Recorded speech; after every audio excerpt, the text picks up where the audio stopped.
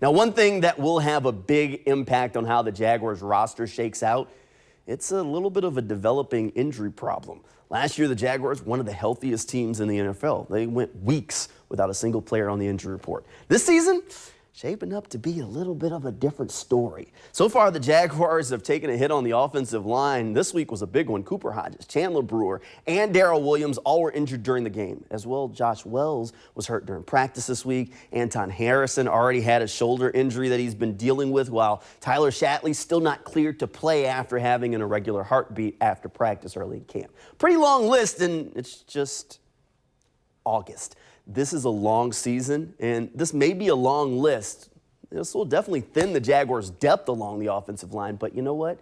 It's just depth. Depth is an issue, but at the same time, it isn't an issue until it becomes an issue. For the most part, the Jaguars' starting offensive line is still pretty much intact. We'll have to keep an eye on Harrison's shoulder and when Shatley can be cleared to play and just how quickly Ben Bartch can get up to speed. But I'm far less concerned about the long list of injuries the Jaguars have on the offensive line and maybe a relatively short list of injuries that the Jaguars have on their defensive line. Now, the D-line injury is a short list, just two players. Foley Fatukasi was in a walking boot at practice last week, and Devon Hamilton is dealing with a non-football related back issue, according to the team. So we don't have a timeline on when Big 52 will be back. Just two guys here, and the difference, those two guys, both starters. Foley played with a foot injury for most of last season, and it kept him from being maybe as impactful as the team hoped he would be. And Devon Hamilton told me he was dealing with an injury last year that he thought impacted the way he was able to play at times.